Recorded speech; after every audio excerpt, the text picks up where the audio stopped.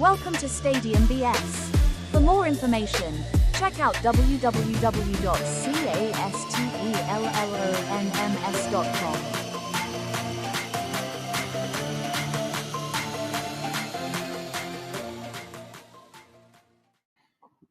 Good morning, good afternoon, good evening. This is Frankie Castellon. I am over at Castellon Motivational Standard.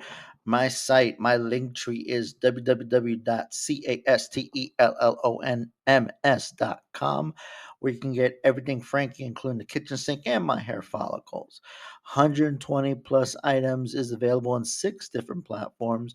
I just added another platform known as the TikTok Shop, which has exclusive Stadium BS gear and many more items. Take a look at it.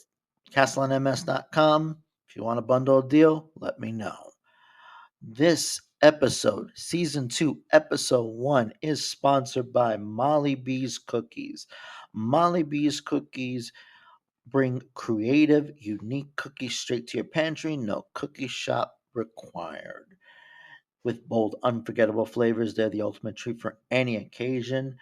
Enjoy this exclusive discount while you enter the promo code StadiumBS for 10% off any item on the site at mollybees.com.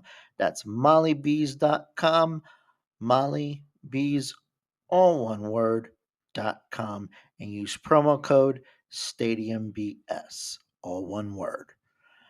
Listen, during the holidays, I never thought I would get this many interviews. When this is recording, I'm actually going through the pipeline throughout the holidays with 4 different interviews. When this gets released in January, which if you listen to us right now, it is January. Happy New Year, everybody. There will be 4 episodes, 4 that are different interviews from different personalities giving their take on this topic, which is Stadium BS. My first guest, I'm known for quite a while. He's an awesome Cat fan, an avid Braves fan, and a very famous underground rapper in Atlanta known as Infamous C. I hope you enjoy this interview. He did, I did, we all did, and I hope you enjoy it as well. Take care. Hey, it's Frankie, www.castellonms.com. The Stadium BS podcast is back on air. I actually got a special guest right in front of me, the famous YouTuber and rapper. His name is Infamous C, one of the biggest underground rappers in the city of Atlanta, and a hell of a Cap fan and a baseball fan. How you doing? Good, man. How you been, Frankie? I'm hanging in there. Holidays getting to you. Holidays can get to you, so can't wait till it's over. I can't wait till January. And just to let you know, this will actually be released in January, so it'll be past that, and it'll be a happier time, 2026. Right. So I talked to you last night. I wanted to go over a few things, and just shoot the breeze on this conversation. Yeah. My first question is simple: how you been? No, I've been all right. Just taking it a day at a time. Gotcha. And I checked out for the last couple of weeks your YouTube channel. It doesn't even have it on my feed anymore. I'm trying to get back into it. I noticed that you've been going back to not only you're basically making music again. Can you tell me about it? Tell all of us about it. Yeah. I go through spurts. When we're doing the music, so I sometimes have droughts of sometimes a year or more where I don't actually even record anything. But since April, I've been putting out music and stuff, and writing and producing for other artists as well.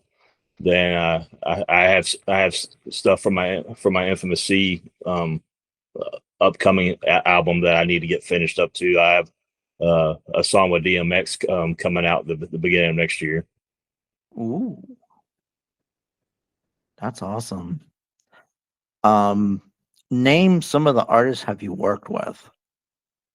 Tupac's group, The Outlaws. They've been featured on over 75 million plus albums. You know, they've featured heavily on his All Eyes on Me and Machiavelli album and all the albums that were made after he passed away. A lot of people don't know Tupac actually lived here in Georgia, in Decatur, Georgia, because his stepfather, Matulu Shakur, was incarcerated in an Atlanta State Penitentiary. So Tupac's mom, him, the Outlaws, all lived here in Georgia. So like his mother lived in Stone Mountain. Oh wow! Because they used to have a Tupac Center here in Stone Mountain as well. So that's how I was able to cross paths with them, because of them being in Georgia. So I met Pac at MC Breed's house in like late '95. A girl I knew that knew MC Breed invited me to go over there and everything, and I had him autograph a copy of Me Against the World for me and everything. Wow, that is unbelievable. Actually, that's wow. So like, I got multiple songs with them. I have multiple songs with Gangster Boo from 3 6 Mafia, which she passed away on January 1st of 2023 from a fentanyl overdose. But me and her was super tight, because she used to live here as well. When she left 3 6 Mafia, she moved to Georgia. Then I actually met her through the Outlaws. Then I have songs with several members from Death Row Records. I have a song with DMX coming out. I have an unfinished song with Nate Dogg that I need to get finished. I'm like the world's worst procrastinator on doing stuff. Even doing my YouTube. That feeling. Even doing my YouTube vlogs. I'm so far behind on filming. I got just stacks and stacks of boxes I need to film. I forget that I have stuff that I bought, you know. Then a lot of like Atlanta rap legends I have songs with. Hitman Sammy Sam, he's like the king of like Atlanta rappers here. He's like the Tupac from here. You know, the guy's been shot 16 times and still alive, you know. And so I got over a dozen songs with him. Then DJ Kizzy Rock, who was famous during the bass era, like when 2 Live Crew and all that stuff was out. So basically, he was like the Little John of the early '90s, basically, you know. Oh wow! So I got songs with them. I have a unreleased song with Young Buck, and so I think I got. That's actually one of my favorite rappers. Believe it or not, I still listen to this very day. Yeah, we have a song together called "Product of the South." Yeah, nice. It's got a Bravo Gator on it. So I got multiple songs with Bravo Gator as well. That is awesome. Oh, that's pretty. So you have a lot of credibility in the music, pretty much. Yeah, I'm the first white rapper to ever release an album in the state of Georgia. Like my albums was like in real stores like Tower Records, HMV Records, Sam Goody's, like back in the '90s. Because I came out before Eminem was known was known to like the mainstream. I'm sure Eminem was already rapping, you know, up in Detroit on the local underground scene. But when I released my debut album back in the '90s, none of us down here had heard of him yet. So I caught a lot of backlash for being a white rapper because it wasn't cool yet. Then whenever he came out, when he came out and blew up, all of a sudden it was cool to be a white rapper. So I had all these record labels trying to sign me and everything because everybody wanted the next Eminem, you know. Yeah, and Eminem got so much scrutiny anyway when he first started. He pretty much got the what's the word? Pretty much got the axe pretty much like on him, and he fought back left and right.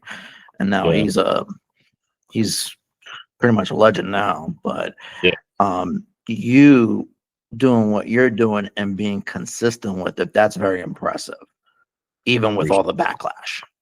Right. Like the whole name Infamous C came from because I was famous for being hated because, like, you know, through my teenage years and stuff, you know, I was always affiliated like with you know black street gangs and stuff, and I was in these areas where you never saw another white guy at and everything. So I would get called all kinds of names like N Lover and all kinds of stuff like that. So I was famous for being hated. So that's where the stage name Infamous C came from, because I was famous for being hated, you know. Wow. I must have sucked, but also you had a lot Yeah, of adversity as well. right. Absolutely.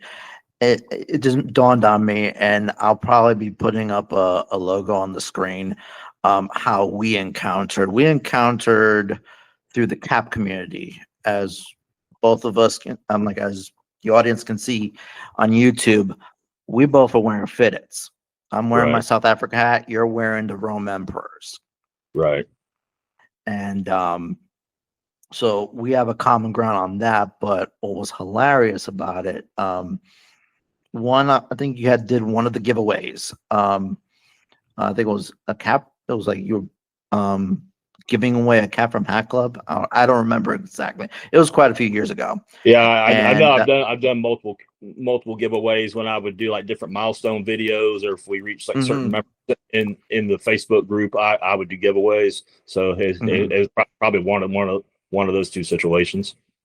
Yeah, and I came up, I think, third, if I remember correctly. And Yep, you sent me a CD of your album, and I enjoyed to this very day.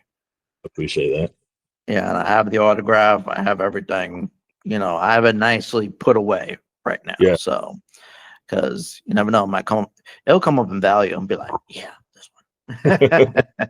right. But how we encounter was that I commented on a lot of your videos, and we went back and forth. And I remember it was around, I think it was like 2020, 2021. I put a design out. I'm like, I was trying to start my brand, which I'm still working on pretty much. Like I'm trying to evolve it left and right. And one of the logos that I did, and I did it from scratch, was a Greenville Braves logo. Yeah, I And still got I got the hat you sent it's me. like awesome. So I'm glad. I'm glad. So to give the audience an idea, and I'll put the picture up. It was a Greenville Braves logo, but I changed it from a B to a D. And believe it or not, I actually used paint for that because I'm not a Photoshop expert, not by a long shot. And so I made it, and I was like, "Oh, I could actually go to this place and get it digitized from a person I knew." And then I was started to work at Lids for a while. I was there for like maybe a couple of years on and off, and get it stitched and all that. And then all of a sudden, you messaged me about it. He was like, "Oh, this is a cool design, all that." And I was like, "You know what? I'll send to you. Feel free to do a video." And the rest was history. Now, right. here's the funny part about this. There's a reason why I'm not selling it anymore. And I think I told you about it. Yeah, you did. So, so I was wearing a Greenville Braves hat. It was like a two-tone. I don't have it anymore. It's long gone. And I put that same GD on the back of my hat. Mhm. And a lot of, I hate to say it this way, but a lot of gangsters come by, gang members come Right. by, and they buy up the store. I'm like, they'll just like pull out the wad of cash and say, I want this, this, and this. I know that. So I remember a couple of them, they looked at me and they were laughing. It was like, you GD, right? And they were just messing with me. And I'm like, and I looked at them like, I don't know what the hell you're talking about. So then I'll never forget one of them. And then my boss started to give me a little more insight of it. So one of them looked at me and he was like, "Man, I'm a Crip. I don't want to fuck with them." I was rolling.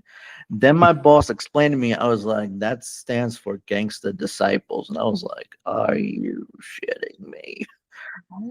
Now, and so I did my homework on it, and I was like, okay. And I talked to some people that that were affiliated in it, and I was like, okay, that design got to go, because I was aiming for Yeah. more Greenville Drive, the local team here in Greenville, but that Right. went Right. out the window very quick. Yeah. So I was like, I axed it big time. Um, that was really where we got to talking, and we messaged each other here and there. And then after that, we drifted apart. We did our own separate thing. I did mine, you did yours, and it was on your birthday. I messaged you. I was like, wait a minute, I'm doing this podcast. You know what? Let me get you on. See if I can get you on. And I was like, I'm glad you're on. I really do appreciate it. I appreciate it. That was one of our common grounds, the fitted hats. I'm like, we do fitted hats. You do the Fitted Fiend series. Tell me about that.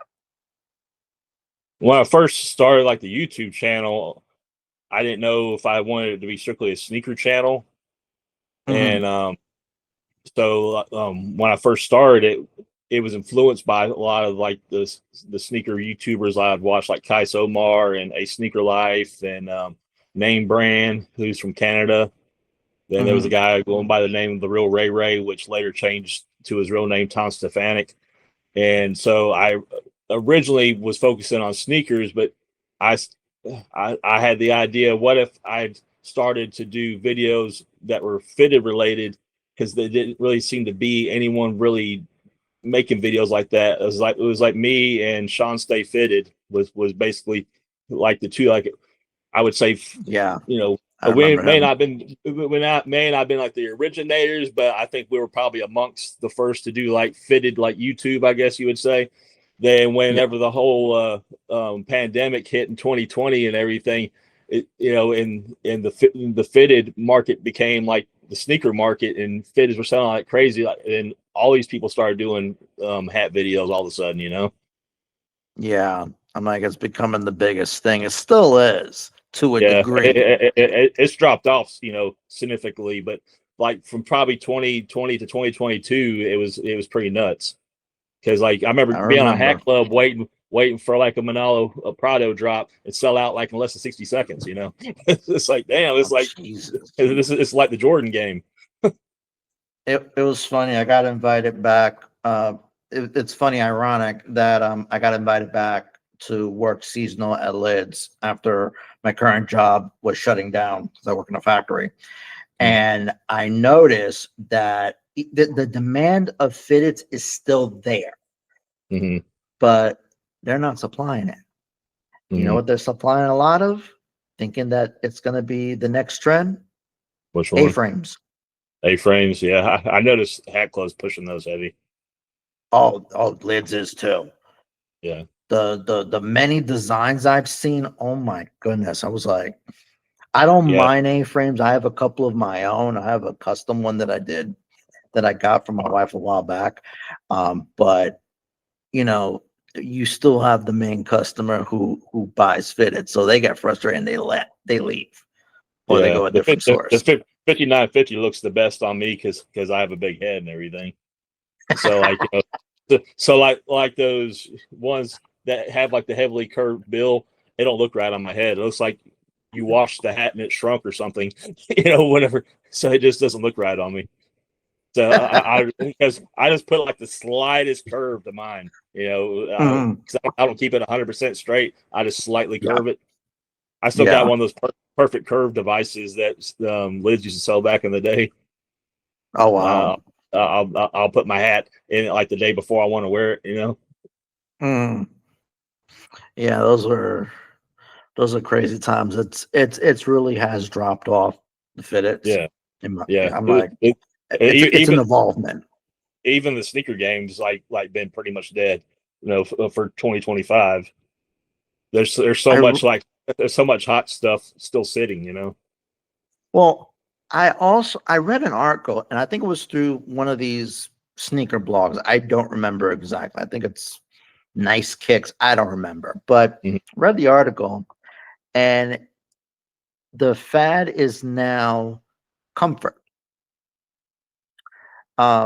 Not really. I'm like, you still got the ones that want the Jordan 1s, 2s, whatever, but they're aiming more for comfort. And a lot of sneakers that came out within the last 5-10 years, Hoka, Brooks, they're pretty pricey shoes, right? But they're very ergonomically stable. I have a pair of Brooks right now. I I haven't worn a pair of Jordans in probably 15 to 20 years.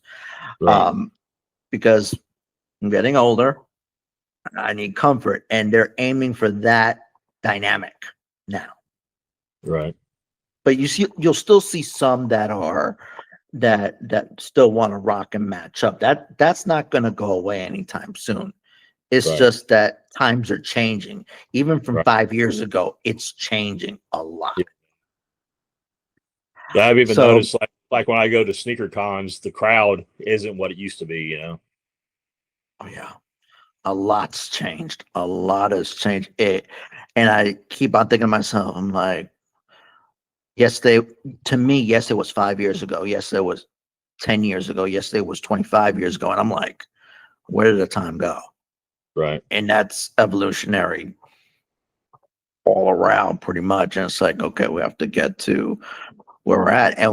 And in this day and economy,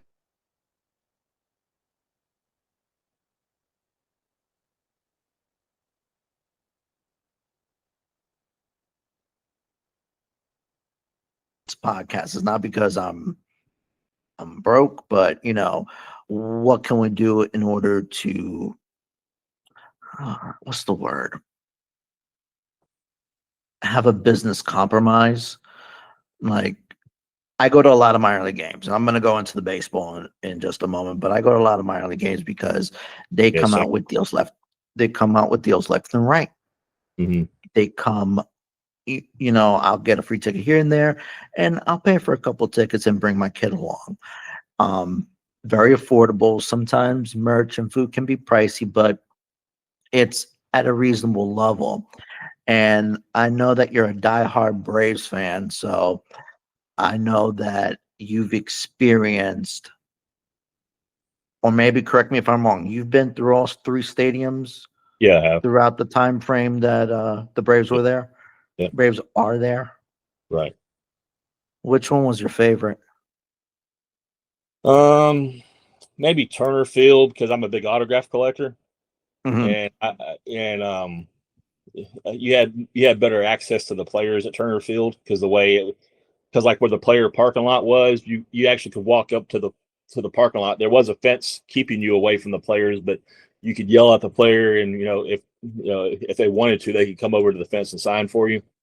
Mhm. So at Truist, you can't do that because they park underground, so you have no access to them and everything. Then I think as after the 2020 season, they end up putting the netting up all the way down the first and third base line, so that kind of like Right. blocks For you safety. from handing them anything. Yeah. Even at Rome, they put the netting up. I think it was last season, but you can Mhm. slide some items if you pull like the cable up underneath and stuff. I've seen that. Mhm. But yeah,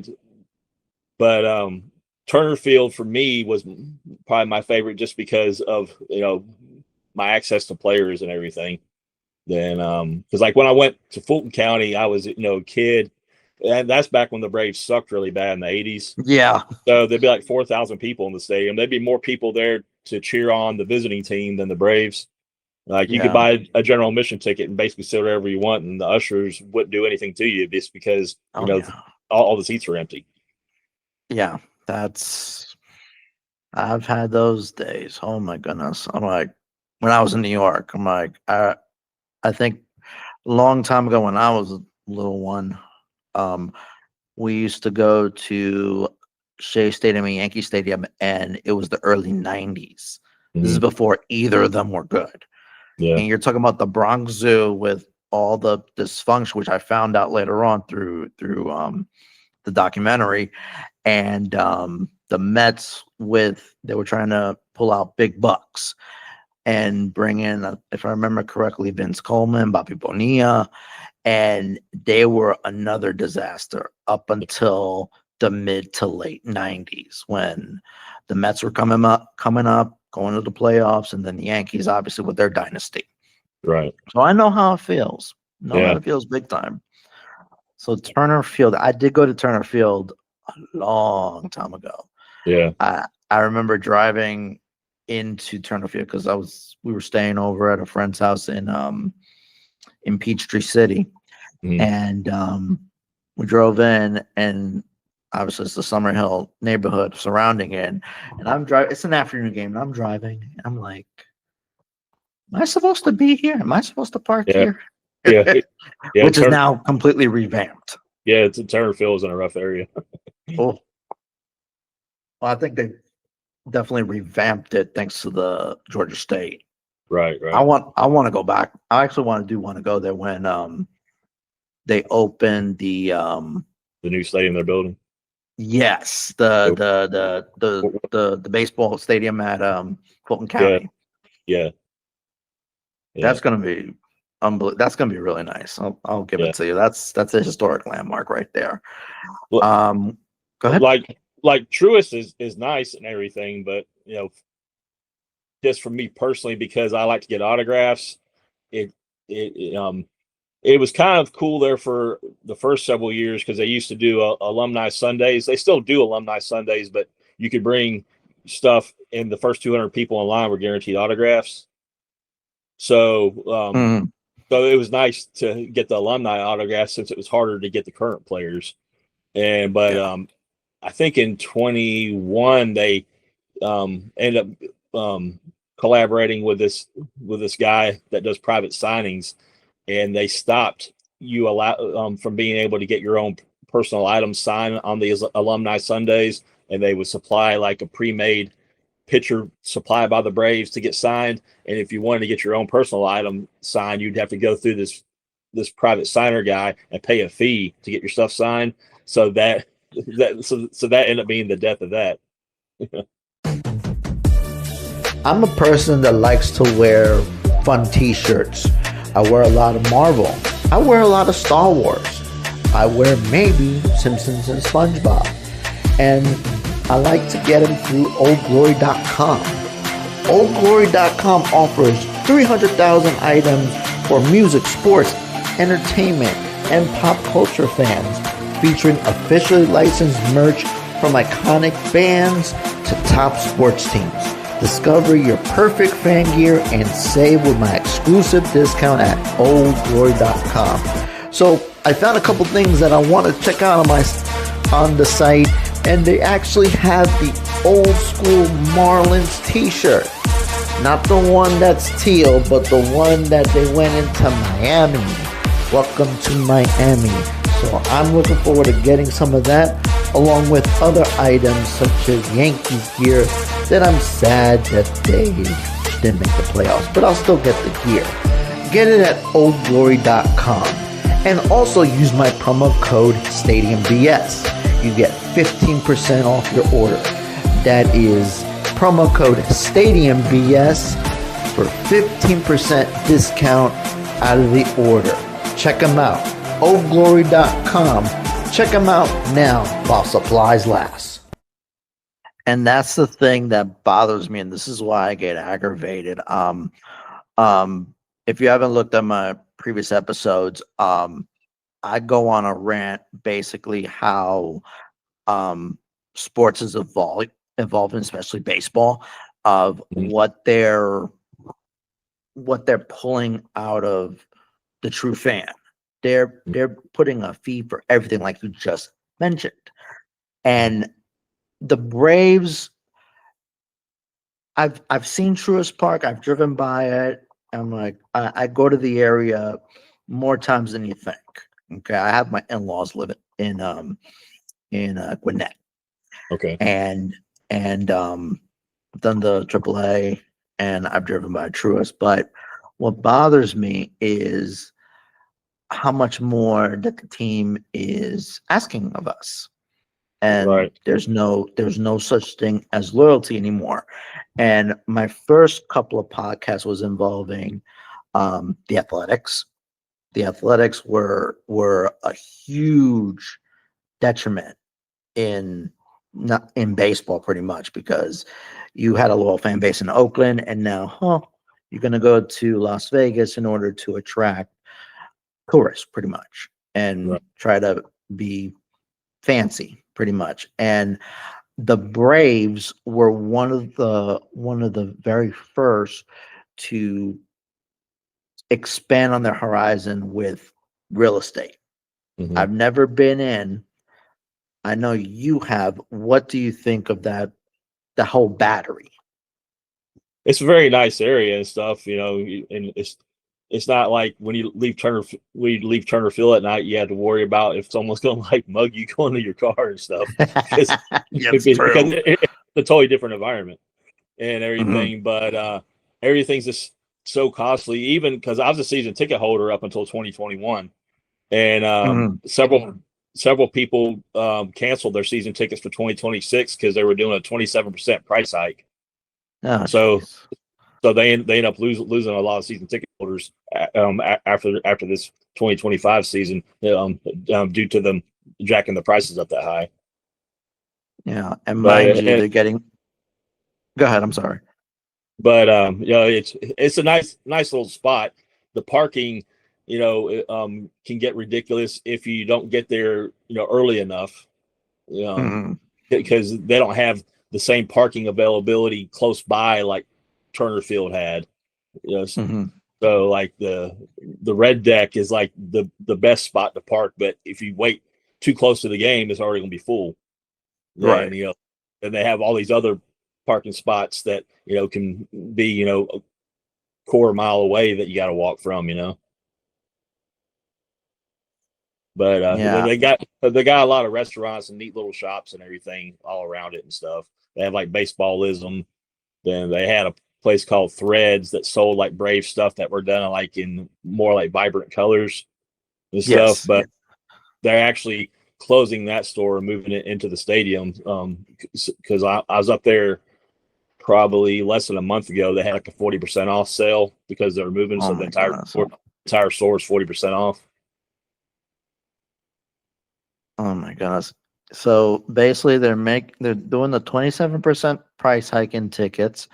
In Right, addition to, they're making a profit off the rails. They're one of the richest teams right now because of right, their business model, and everyone's jumping forth of it. The Rays are going to be doing that. The A's are doing it with Las Vegas when they partner with Bally's. Who else? Wrigley Field. That's another one. They're all doing that real estate game, and it's just they're price gouging the true fan, right. and it I, I bothers me to death. I used to love to go to the Braves spring training when they were at Disney, Hmm. because we had so much access to the players, when they were at Disney. Then they moved to Northport, and I went there for because if you're an autograph collector, you want to show up the week that the players report because there's not as many people there. Yes. So the bigger name players are more, you have a greater chance of getting the bigger name players to sign with a lesser crowd. Hmm. Then when they moved to Northport, I was there for the entire first week that they reported. I only saw one pitcher the entire time I was there. I saw Max Fried, and that was it. So the pitchers they kept on the backfields, and they wouldn't allow us on the backfields because at Disney we pretty much have free reign of all the minor league fields out back in the main one.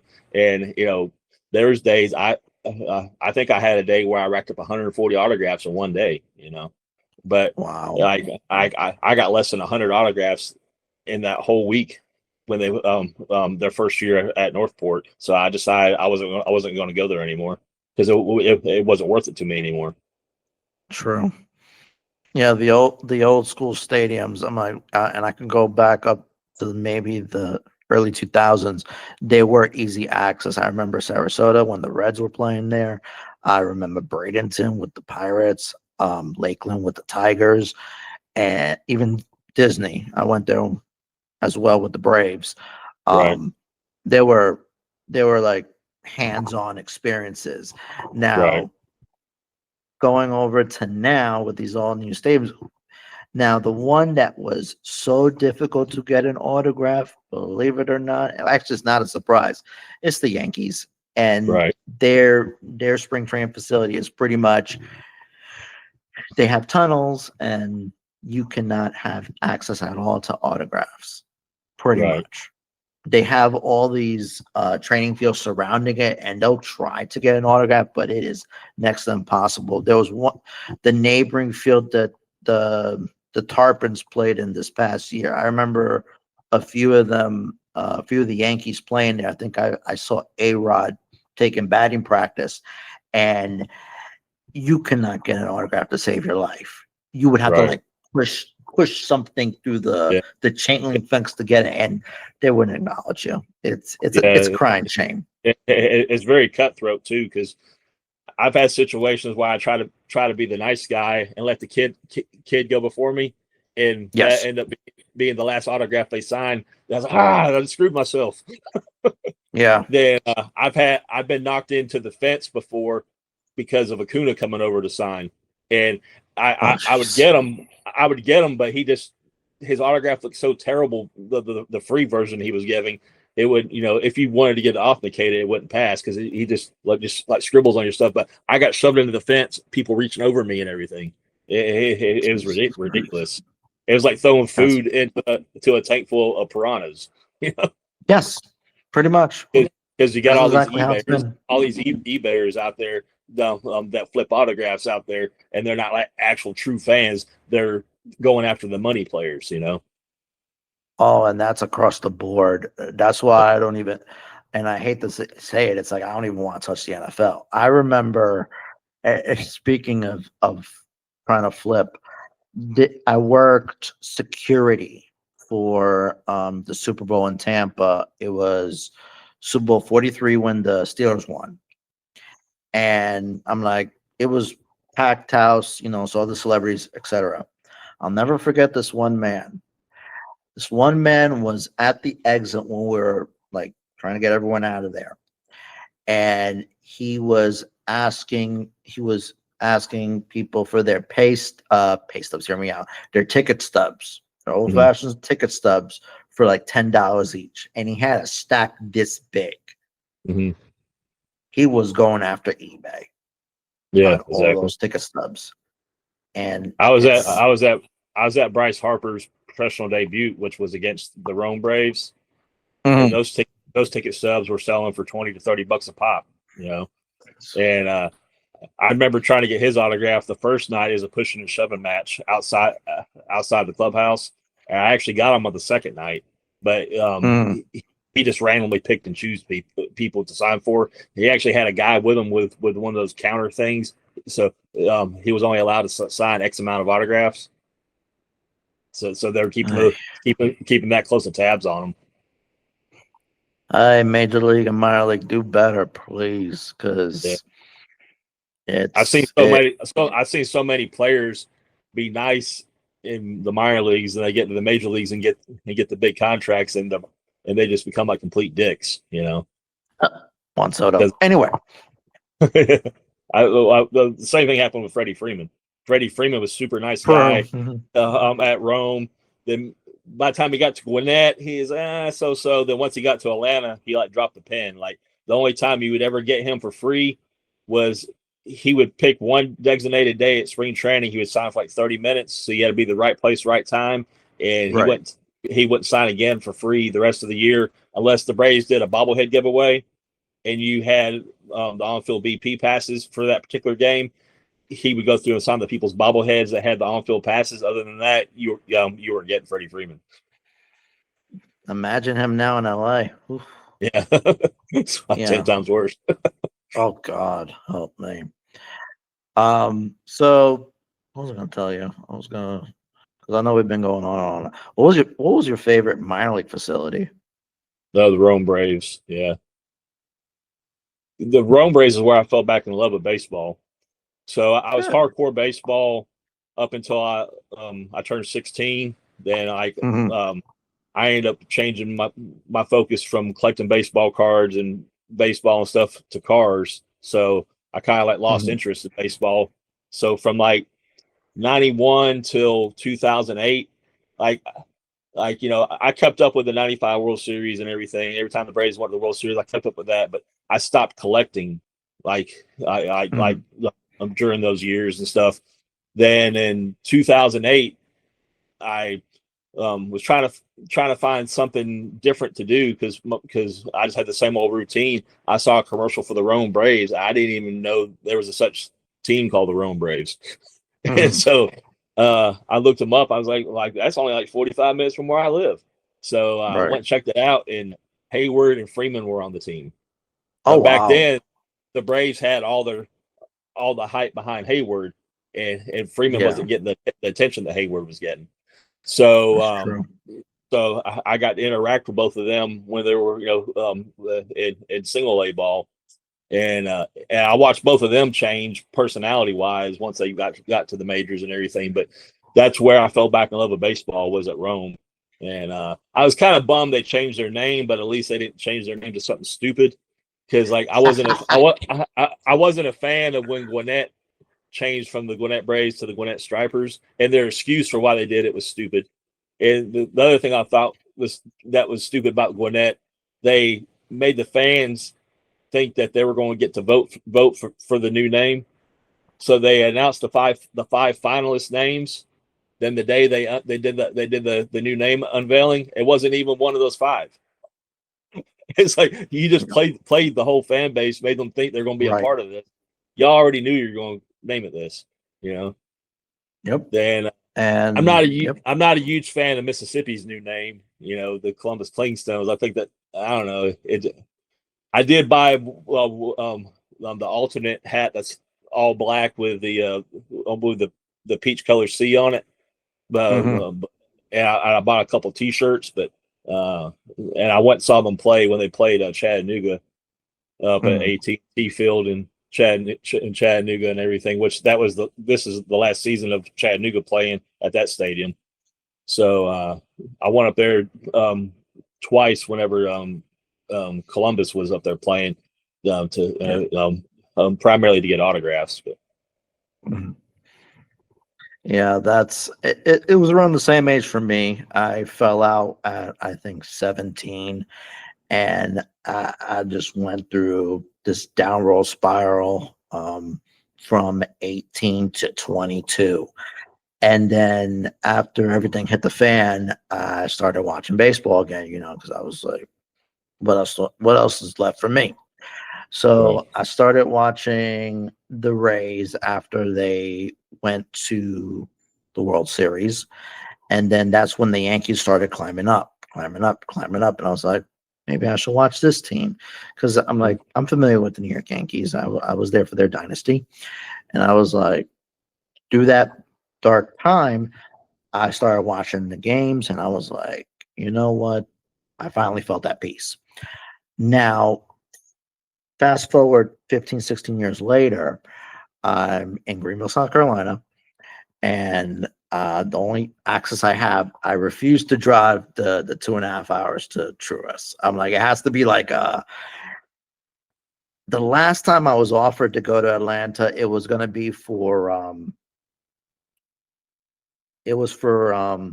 like field level party seats that my ex-boss paid close to $3,000 on, and I was supposed to be one of them to go, but then my appendix burst, and that didn't happen. And I just didn't really want to go. So I just wanted to focus on this region. So I go to the Greenville Drive. Now we have the Spartan Burgers, and they're great experiences. They're absolutely fun experiences. So I enjoyed being at those games and being at peace of it. They're trying to attain more of they're trying to maintain any type of way of bringing the fans in. For me, one of the things that we never grew up on is having all these amenities, such as playgrounds, such as luxury boxes, such as club levels. Right. We didn't have any of that. Right. And that is now a thing. So when I take my kid, it's always those things. So they're still trying to, try to get everyone to go to the stadium, but they're trying to find other ways in order to do it. That's why they have those theme nights, those alternate identity jerseys. Right. And that's the reason why they're doing these outlandish brand names, like the Stripers, for example. They're all getting rid of the team name. I think the last one that I remember, that I know of, that is getting rid of their affiliate name is the Mets.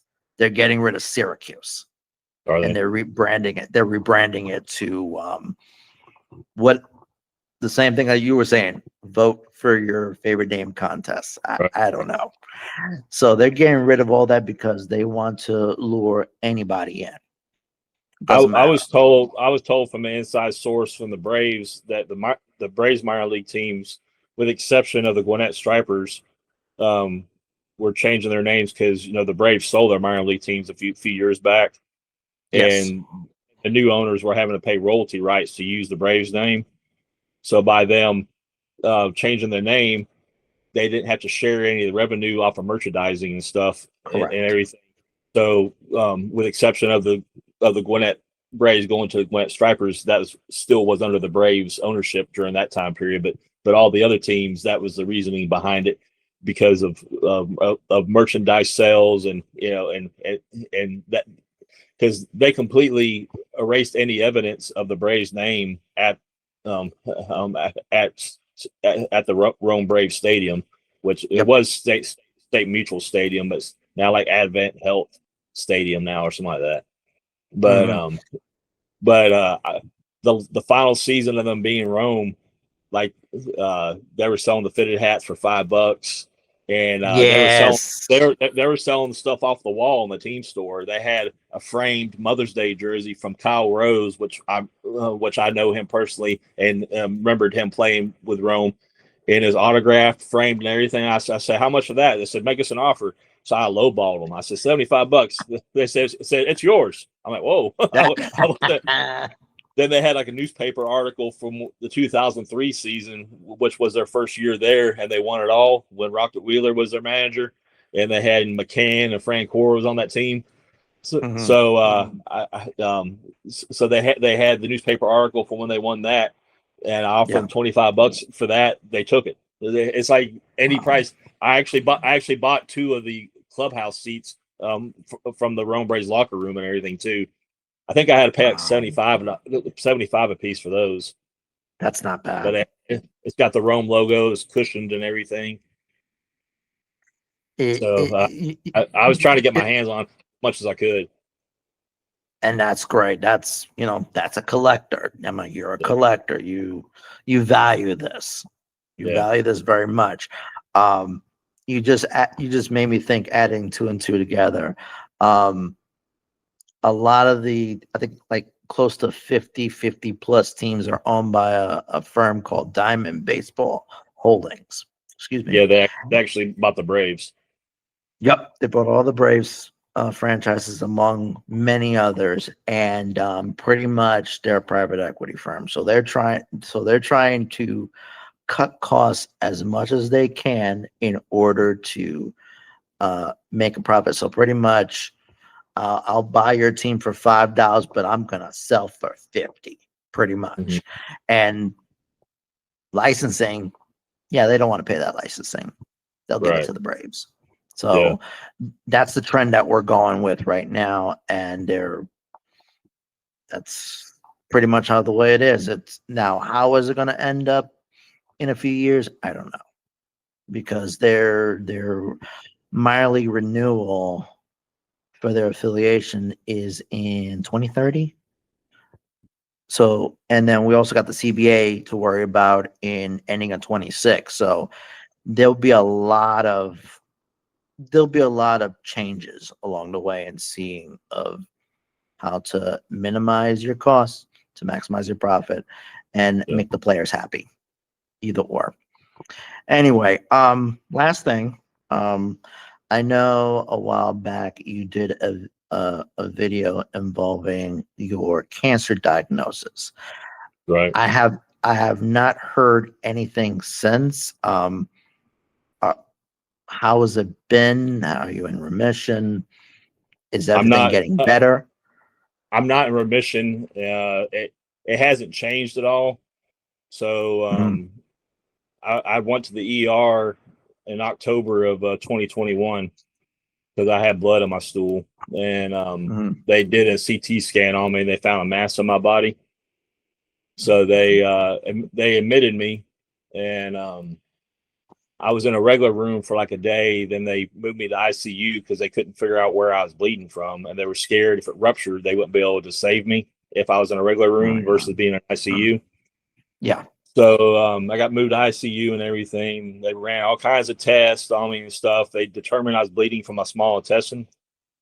So on Halloween night of 2021, they rushed me into emergency surgery on a Sunday night, and they removed 20 inches of my small intestine. They removed the 2-inch tumor, 35 lymph nodes, and my appendix all in one surgery. And so 23 of the 35 lymph nodes and the 2-inch tumor came back positive for cancer. Jesus. And so I lost a lot of blood from everything that was going on. So I had to have like 2 blood transfusions. I went in there, I was 195 pounds. I came out, I was 167, And so I was pretty much out of commission for about 2 months before, I could get back to working again. Right. And so on November 5th, the day that I was actually being released from the hospital, is when they notified me that I tested positive for cancer and everything. So I have all these, things running through my head. How long do I have to live and stuff? And the house doctor wouldn't like comment on it. So they sent an oncologist to talk to me and stuff. And so the guy that did my surgery told me it wasn't like that, because my grandmother passed away from lung cancer that spread to her brain, and they told her she had 6 months to live, and that's about exactly how long she lived.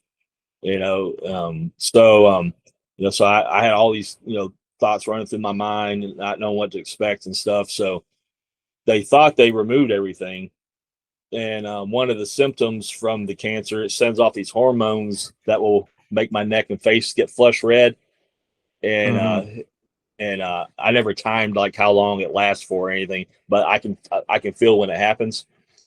Yeah. And so they sent me for a nuclear scan, and a couple lymph nodes in my body lit up, so they missed a few. So I went back to see the surgeon to see if they could remove those remaining lymph nodes, and they said based on the scans it's too risky. They said we could nick a vessel, even if he was successful getting those few lymph nodes that I still had that had cancer out of me. Debris can be left behind and cause cancer in new parts of the body. So they told me it's best to leave me how I am.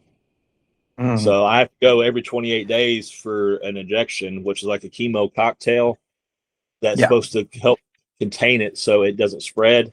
So every 28 days, I think I actually have to go January 2nd for my next injection. But I have to go every 28 days to get these injections. I've been doing the injections. This May would make 4 years I've been getting the injections. So the technical name of the cancer I have is called neck carcinoid. They said it is very rare for someone my age to get it. They said they normally don't see it in people until like their 60s. Right. And my oncologist says that he refers to it as being a lazy cancer. So it's not like fast spreading. But the guy that did my surgery, he had a guy that had the same kind, and he'd been still seeing him for 15 years. But everyone's different. But they said the likelihood of the cancer killing me is kind of slim. They said they think something else will probably be the cause of my death before the cancer. But I'm always tired and stuff, and it's hard for me to motivate myself to do stuff. Understandably so. I'm just very drained, and my productivity on doing YouTube videos has drastically dropped off and stuff, because I used to try to release 3 to 4 videos a week, and now I might do like 4 to 6 a month, if I'm lucky, not counting whatever I put out like music ones on the channel, which I only do them on the channel because the channel's monetized and everything. So that's why I do the music ones over there, so I can at least get paid for people watching it, versus on my smaller music channels that aren't monetized. So that's why I put them on the same platform. That makes sense. But I have good days and bad days. It sucks, but as cards I was dealt, Like But here's I a buy a lot. I buy a lot of those Strikeout Cancer shirts that the Jason Mock Foundation has. So yeah. I have about like 6 or 8 different colors of those that I'll rock with different fitteds and stuff. And but so I've I it gave me a whole different outlook on life and everything. And but I'm still really bad about procrastinating, and I've missed so many opportunities in my life because of procrastinating. Oh, I know. I'm the same exact way. I'm the Yeah. same exact way. I would have like a to-do list. You can call it a honey to-do list or my self to-do list. I'll wait till the last minute on Mm, everything. Like I have to get it done by this time. I would actually wait like 5 minutes before I'm supposed to do it, or I'm the right. same way. Yeah. And like I was telling you before, time flies by very quickly. Now I'm noticing. I'm like I have two girls, and I both saw them as babies, and now I got one that's gonna be 18, and the second one is already 6. Like Wow. right off the back, it's unbelievable, and I do understand from a physical aspect, how tired can you be and all that, but also you have the adversity, the resilience to keep going, keep going. Yeah. You're not gonna give up. You're not gonna Right. give up, and you're gonna make the best of what you have to offer. And Right. that's applaudable, and that's why I reached out and I wanted to make sure that you're okay. I'm like, I bet you the cap community, the sneaker community, and the rap community reached out to you as well, saying, is everything all right? Is there anything I can do, etc. Right. So I commend you on that, and you look great too. I'm like, Appreciate it. you look strong, you look, ready to go to take on the world. So I'm very proud of you of that. I really am. I'm very Appreciate proud it. of you on that one. And ending on this note, what do you see as the future of Infamous C? I would like to finish my third studio album, and my original goal when I got in the industry, I wanted to do 4 albums, so it'd be like freshman year, sophomore, junior, senior. But I don't see myself getting to that 4th album. But I want to get the 3rd album done, which is going to be called the ATL Don, which will Mhm. have the song that I have with DMX on it and Nate Dogg uh, I, and like the CD I sent you has that song with the game on it. Yeah. That song Gangsta. So I'm going to recycle that song to put it on that one, just so it'll add to the big high profile names on it. So I'm going to recycle that song. Then I want to do that. And yeah, I wish the YouTube thing I could get to the 100K subscribers to get that the YouTube button, because that would be like, to me, equivalent to like getting a gold or platinum plaque. Right.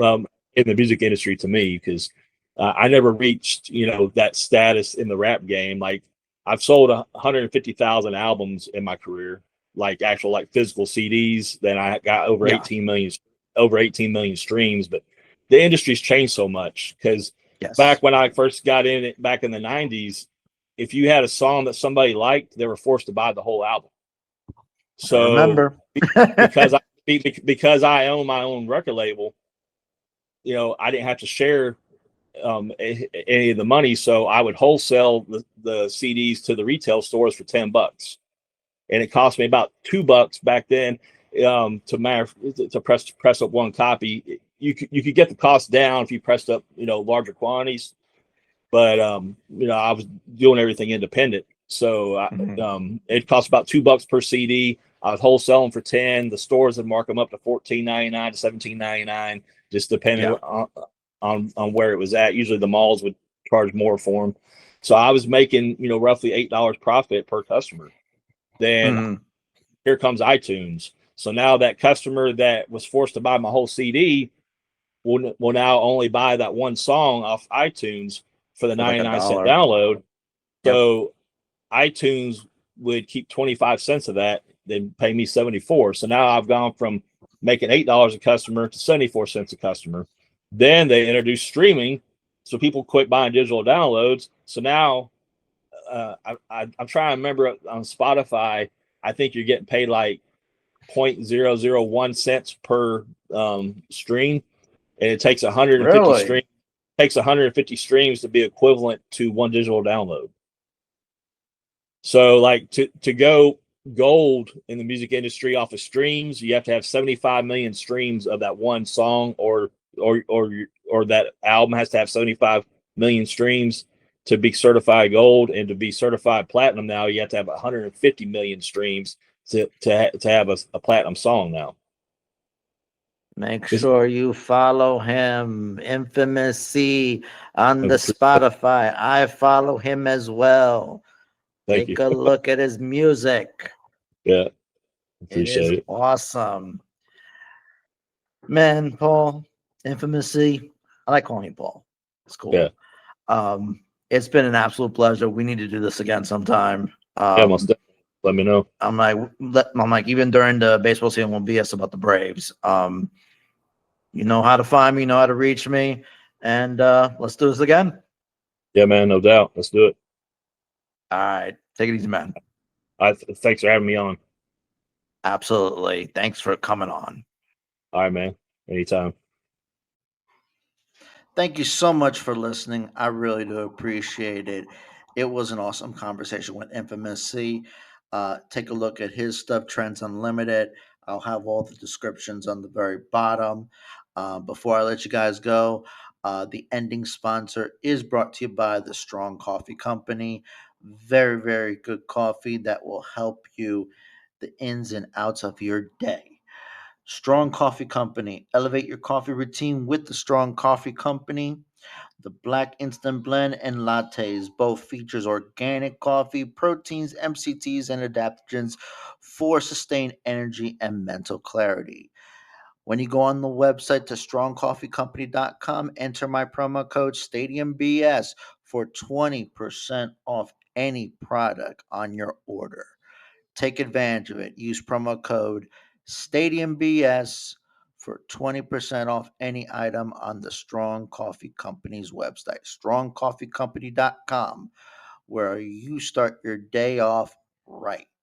Have a wonderful day. God bless, and we'll see you on the next one. Thank you for watching on YouTube, and thank you for listening on your favorite podcast platform.